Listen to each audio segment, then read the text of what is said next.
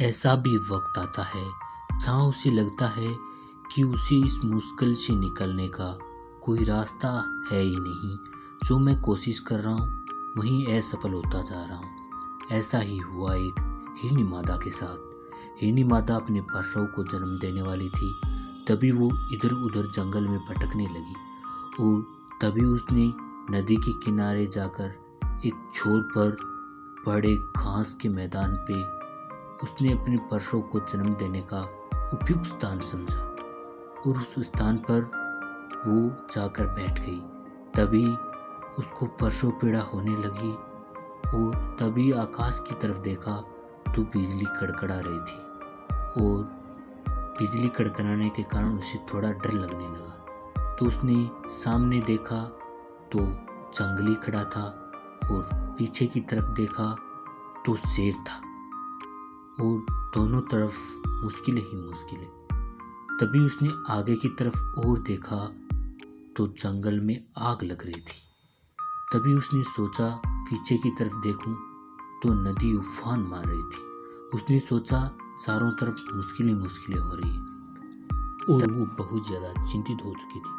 कुछ सवाल आपके और मेरे मन में ज़रूर आ रही है कि क्या वो हिरनी सुरक्षित रह पाएगी, क्या वो सुरक्षित रूप से उस बच्चे को जन्म दे पाएगी, क्या वो जंगली के तीर से मर जाएगी, क्या वो भूखे शेर के निवाले हो जाएगी, या वो उस आग में जल जाएगी, या वो नदी के उफान में नदी के साथ बह जाएगी। बचने का कोई चारा था ही नहीं और वह बचने की कोशिश तो हजारों कैसे कर सके, प्रसव को जन्म दे रही थी।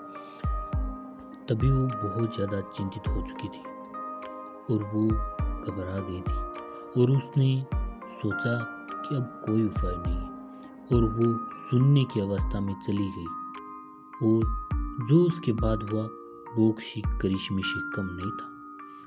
जो हुआ उसे भगवान ने ही किया होगा। ऐसा ही हर मनुष्य के साथ होता है। तभी आकाश से बिजली कड़कने लगी और बिजली की जो रोशनी थी वो जंगली के आंखों में गिरने के कारण उसका निशाना चूक गया। वो हिरनी के पास से होता हुआ शेर की आंखों में जा धंसा। इसके बाद शेर वहां से चिल्लाता हुआ भाग निकला और तभी अचानक बारिश होने लगी और सूखे घास की जो आग थी वो बुझ चुकी थी और हिरनी मादा अपने बच्चे को अच्छी प्रकार से।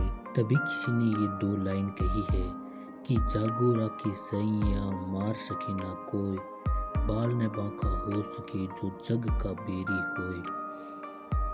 दोस्तों, इस मोटिवेशनल स्टोरी से हमें ये सीख मिली है कि ऐसा वक्त यदि हमारे जीवन में आ जाए, ऐसी विपत्ति से निकलने के लिए हमें रास्ता न दिखे तो हमें सुनने की अवस्था में हो जाना चाहिए, यानी हमें बिल्कुल भी घबराना नहीं चाहिए। और मैं जाते वक्त आपको दो लाइन हमेशा कहता हूँ और वो कहूँगा।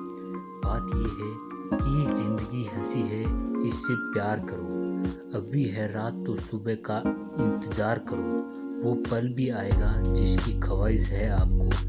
रब पर भरोसा रखो, वक्त पर इंतजार करो, यानी वक्त का इंतजार करो।